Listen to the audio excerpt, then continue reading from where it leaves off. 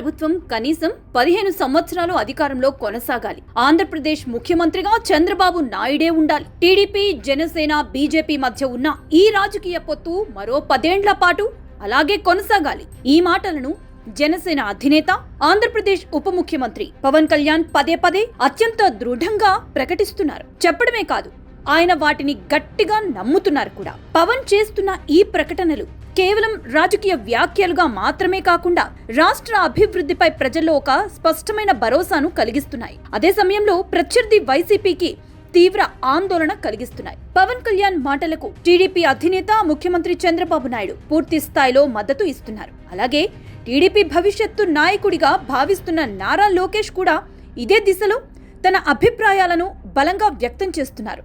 BJP సైతం ఈ కూటమి కొనసాగింపుపై సానుకూలంగా స్పందిస్తూ ఈ వ్యాఖ్యలను సమర్థిస్తోంది. రాష్ట్రం భవిష్యత్తులో అభివృద్ధితో కలకలలాడాలన్నా, అమరావతి రాజధాని నిర్మాణాలు పూర్తవ్వాలన్నా, రాష్ట్రానికి భారీ పెట్టుబడులు రావాలన్నా, పారిశ్రామిక ప్రగతి వేగంగా జరగాలన్నా, ఆంధ్రప్రదేశ్ ఆర్థికంగా బలపడాలన్నా అందుకు సుదీర్ఘ రాజకీయ అనుభవం ఉన్న చంద్రబాబు లాంటి నాయకుడు అవసరమని ఈ 3 పార్టీల నేతలు గట్టిగా విశ్వసిస్తున్నారు. ఈ నేపథ్యంలో పవన్ కళ్యాణ్ ఆశలు అడియాసలు కాకుండా ఉండాలన్నా, చంద్రబాబు ఆశయాలు విజయంగా మారాలన్నా రాబోయే 3 సంవత్సరాల కాలం ఈ ఇద్దరు నేతలకు, అలాగే కూటమి పార్టీలకు అత్యంత కీలకంగా మారనుంది. ఇప్పటికే కూటమి ప్రభుత్వం అధికారంలోకి వచ్చి 1.5 ఏళ్ల గడిచింది.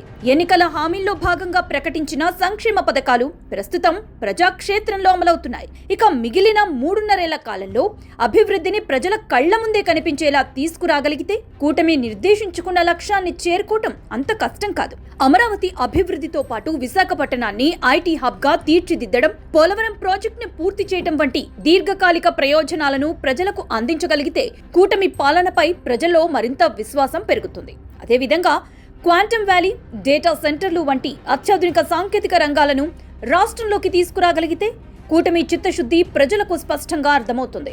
ఆర్థికంగా, సామాజికంగా, అభివృద్ధి పరంగా నాటి వైసీపీ పాలనకు, నేటి కూటమి ప్రభుత్వానికి మధ్య స్పష్టమైన తేడాను చూపగలిగితే కూటమి లక్ష్యం సాధించినట్టే. ఇక మరోవైపు వైసీపీని దాని పరిధికి తగ్గ స్థాయిలో రాజకీయంగా కట్టడి చేయటంతో పాటు రాష్ట్రంలో పెట్టుబడులు పెట్టే పారిశ్రామికవేత్తలకు పూర్తి భద్రత, స్థిరమైన పాలనపై భరోసా కలిగించాల్సిన అవసరం ఉంది. ఒకప్పుడు హైటెక్ సిటీతో ఐటీ రంగానికి పునాదులు వేసిన చంద్రబాబు నేడు ఆర్టిఫిషియల్ ఇంటెలిజెన్స్, డిజిటల్ టెక్నాలజీలను రాష్ట్ర అభివృద్ధి రథానికి జోడించేందుకు తగిన మౌలిక వసతులను కల్పించారు. సంక్షేమం, అభివృద్ధి రెండు కలిసి నడిచే జోడెద్దుల బండిగా కూటమి పాలనను మరోసారి నిరూపించగలిగితే ఆంధ్రప్రదేశ్ భవిష్యత్తు కూటమి సొంతమవుతుంది.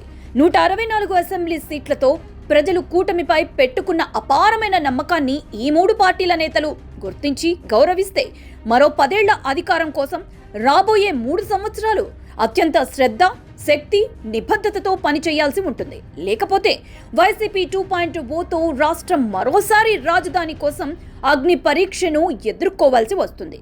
అభివృద్ధి కోసం మరోసారి వనవాసం చేయాల్సిన పరిస్థితి తప్పదు.